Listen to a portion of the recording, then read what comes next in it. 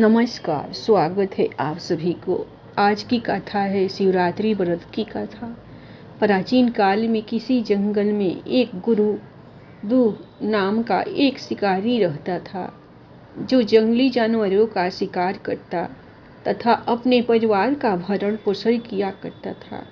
एक बार शिवरात्रि के दिन जब वह शिकार के लिए निकला, पर संयोगवश पूरे दिन खोजने के बाद भी उसे कोई शिकार न मिला। उसके बच्चों, पत्नी एवं माता पिता को भूखा रहना पड़ेगा। इस बात से वह चिंतित हो गया। सूर्यास्त होने पर वह एक जलाशय के समीप गया और वहां एक घाट के किनारे एक पेड़ पर थोड़ा सा जल पीने के लिए लेकर चढ़ गया, क्योंकि उसे पूरी उम्मीद थी कि कोई न कोई जानवर अपनी प्यास बुझाने के लिए यहाँ जरूर आएगा। वह पेड़ बेलपत्र का था और उसी पेड़ के नीचे शिवलिंग भी था, जो सूखे बेलपत्रों से ढके होने के कारण दिखाई नहीं दे रहा था। रात का पहला पहर बीतने से पहले एक हिरण वहां पर पानी पीने के लिए आई। उसे देखते ही शिकारी ने अपने धनुष पर बाण साधा।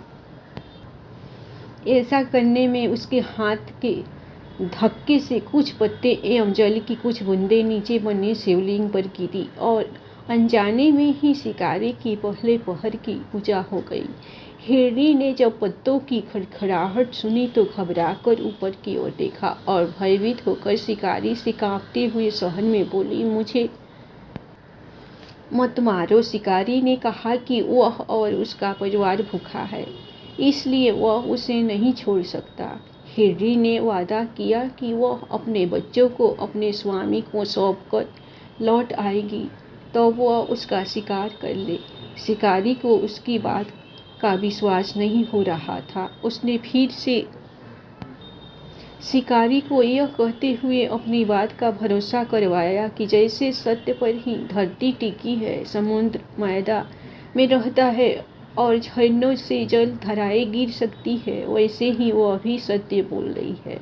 क्रूर होने के बावजूद भी शिकारी को उस पर दया आ गई और उसने जल्दी लौटना कहकर उस हिरनी को जाने दिया। थोड़ी ही देर बाद एक और हिरनी वहां पानी पीने आई। शिकारी सावधान हो गया, तीर साधने लगा और ऐसा करते हुए उसके हाथ के धक्के से फिर पहले की ही तरह थोड़ा जल और कुछ बेलपत्र नीचे शिवलिंग पर जा गिरे और अनायास ही शिकारी की दूसरी पहर की पूजा भी हो गई। इस हिरनी ने भी भयभीत होकर शिकारी से जीवन दान की याचना की, लेकिन उसके अस्वीकार कर देने पर हिरनी ने उसे लौट आने का वचन यह कहते हुए दिया कि उसे ज्ञात है कि जो वचन देकर पलट जाता है, उसका अपने जीवन में संचित पुण्य नष्ट हो जाया करता है। उस शिकारी ने पहले की तरह इस हिरनी के वचन का भी भरोसा कर उसे जाने दिया।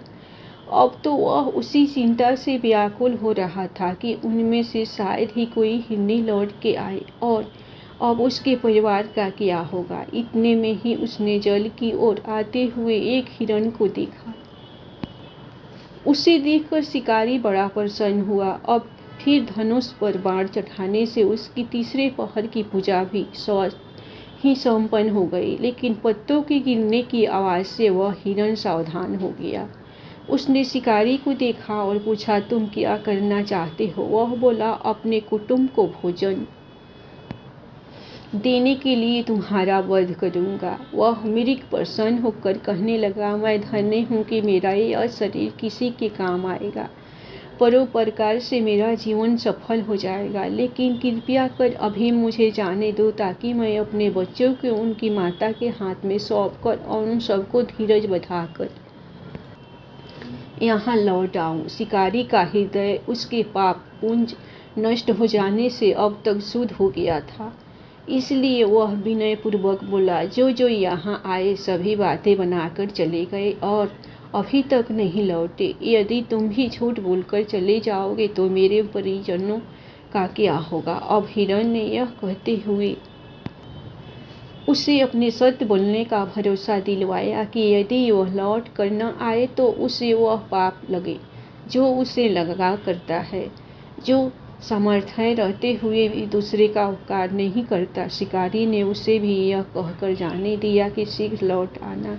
रात्रि का अंतिम पहर शुरू होते ही उस शिकारी के हर्ष की सीमा न थी, क्योंकि उसने उन सब हिरण हिरनियों को अपने बच्चों सहित एक साथ आते देख लिया था। उन्हें देखते ही अपने अपने धनुष पर बाण रखा और पहले की तरह उसकी चौथे पहर की भी शिव पूजा संपन्न हो गई।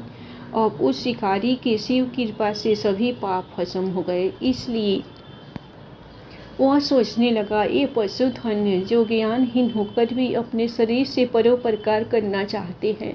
लेकिन धिक्कार है मेरे जीवन को कि मैं अपने प्रकार के कृत्यों से अपने परिवार का पालन करता रहा।